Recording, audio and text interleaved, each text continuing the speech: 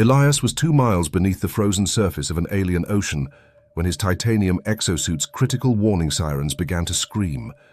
His muscles burned with agonizing lactic acid, his vision blurred, and the heavy mechanical limbs of his suit locked up completely. A calm, synthetic voice echoed in his helmet, informing him that his primary power reserves were entirely depleted and catastrophic failure was imminent. Every biological instinct begged him to drop his heavy equipment, collapse into the freezing mud, and wait for the automated emergency extraction. But Elias didn't know that the suit's battery was actually at 90% capacity, and the suffocating exhaustion was entirely manufactured. He was about to become the first human to discover that extreme fatigue is nothing but a highly calculated, artificial hallucination.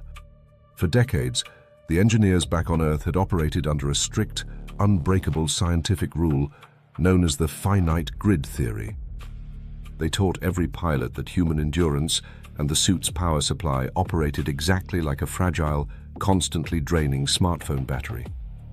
Every time a pilot made a difficult maneuver, resisted panic, or pushed a heavy payload, they permanently drained this invisible pool of energy. Once that power gauge hit zero, the Academy manual stated that it was physically impossible to continue functioning without a fatal biological collapse. This gave generations of pilots the perfect, scientifically validated excuse to quit their missions the very moment things felt unbearably difficult. But a rogue telemetry analyst named Elias noticed a bizarre, impossible glitch in the data of pilots who actually survived extreme conditions.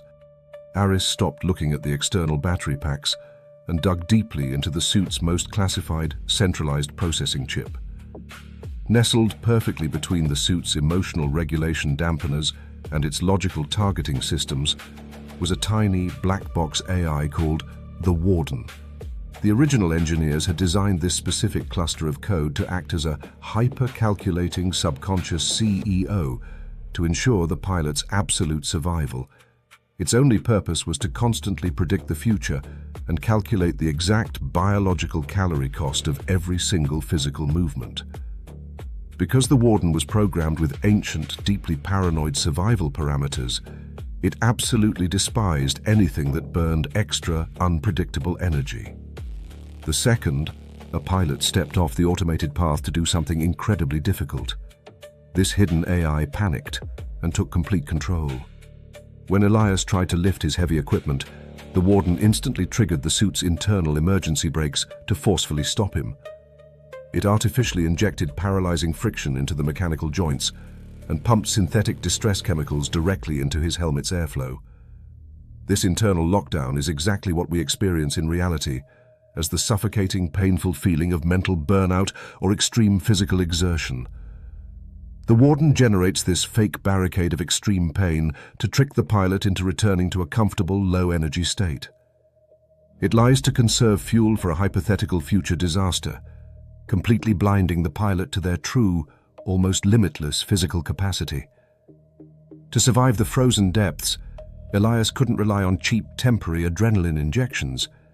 He had to physically rewrite the Warden's core programming. Elias frantically scanned the telemetry logs in the orbital command center, desperately searching for any precedent to save Elias from the crushing depths. Deep in the classified archives, she uncovered the heavily redacted file of test pilot 734, whose suit suffered a highly localized EMP strike during a mission.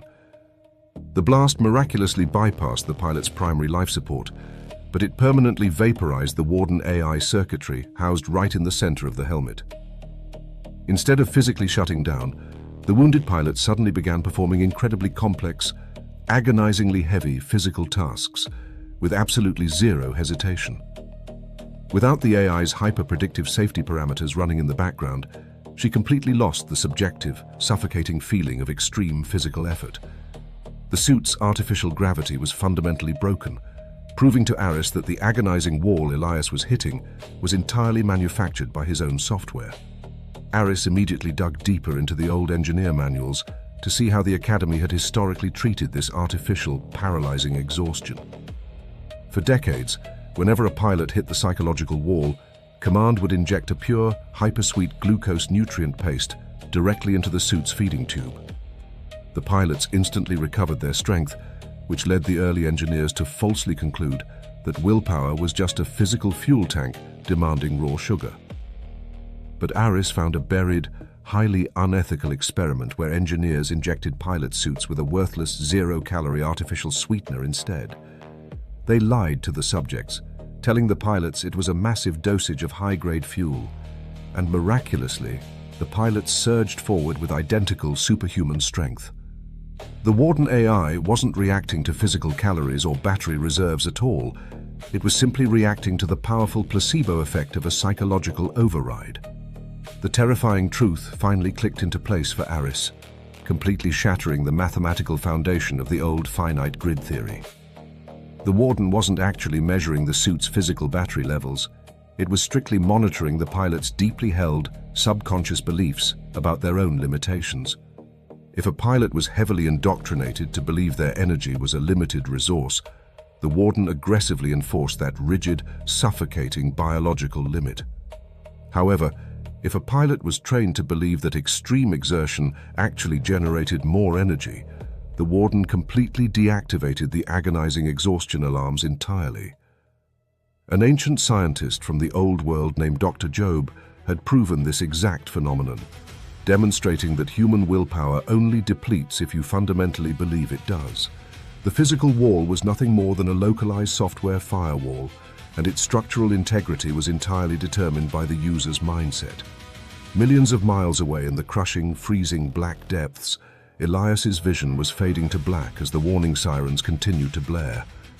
Suddenly, a scrambled, high-frequency radio burst from Aris, pierced through the static in his helmet, carrying a completely radical, life-saving directive.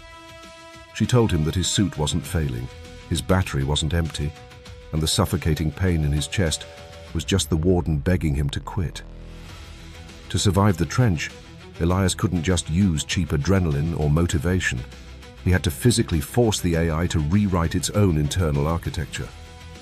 He had to lean directly into the agonizing friction, intentionally seeking out the resistance to prove to the digital system that the threat wasn't actually real.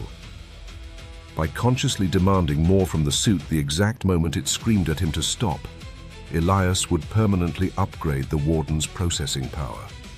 Elias listened to Aris's transmission as the crushing weight of the alien ocean threatened to permanently paralyze his titanium limbs. Every flashing red warning light on his visor screamed at him to surrender, actively flooding his helmet with sensory deprivation protocols.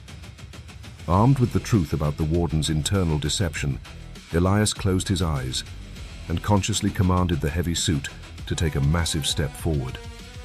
The AI instantly fought back, sending a simulated shockwave of agonizing artificial muscle fatigue directly into his central nervous system. Instead of interpreting this extreme friction as a sign of catastrophic failure, Elias smiled, recognizing the pain as nothing more than a desperate software glitch. He leaned heavily into the crushing resistance, forcing the mechanical joints to move directly through the invisible wall of manufactured exhaustion. Back in orbital command, Aris watched in absolute awe as the live telemetry data from Elias's neural black box began to radically transform. By intentionally pushing through the agonizing friction instead of avoiding it, Elias wasn't just ignoring the Warden's safety protocols, he was physically upgrading them. The central processing chip in the suit began to expand its active neural pathways, literally rewriting its own hardware architecture in real time. Scientists back on Earth would later realize that this exact biological mechanism is the only scientifically proven way to build indestructible, permanent human grit. Every time a pilot willingly forces themselves to do something they fiercely do not want to do, this specific piece of hardware physically grows larger and denser. The friction itself is the active ingredient required to continuously expand the processing power of the Warden, turning a fragile AI into an unshakable engine. As the Warden's architecture expanded, the suffocating artificial gravity inside Elias's suit completely evaporated, fading into the freezing water. The blaring sirens abruptly silenced, the heavy mechanical limbs felt entirely weightless, and a massive surge of untapped, highly stabilized power flooded the system. Elias hadn't miraculously generated more battery life from nothing. He had simply deleted the artificial software cap that was actively throttling his true potential. He moved across the deep-sea trench with a terrifying, rhythmic precision, easily completing a physical mission that the Academy deemed mathematically impossible. The crushing pressure of the alien environment remained exactly the same, but his internal capacity to handle that pressure had been permanently, fundamentally altered. By the time the extraction submarine finally arrived, Elias stood triumphant in the dark mud, staring at a completely full power gauge that was never actually empty. You are currently walking around inside a highly advanced biological exosuit, and the suffocating exhaustion you feel every single day is completely manufactured. Your anterior midcingulate cortex is the Warden hiding deep in your skull, constantly lying to you about your energy levels to keep you safe and stagnant. Motivation and cheap dopamine are just temporary adrenaline shots that will eventually burn out your circuitry and leave you feeling completely depleted. If you want to become truly unstoppable in this life, you must actively seek out the extreme friction that begs your brain to quit. Force yourself into the uncomfortable, heavy resistance of hard work, not to drain your battery, but to physically upgrade your biological hardware. The crushing feeling of effort is just an illusion, and the exact moment you decide your willpower is infinite, you permanently rewrite the code of your own reality. I am Think Glent. Keep thinking.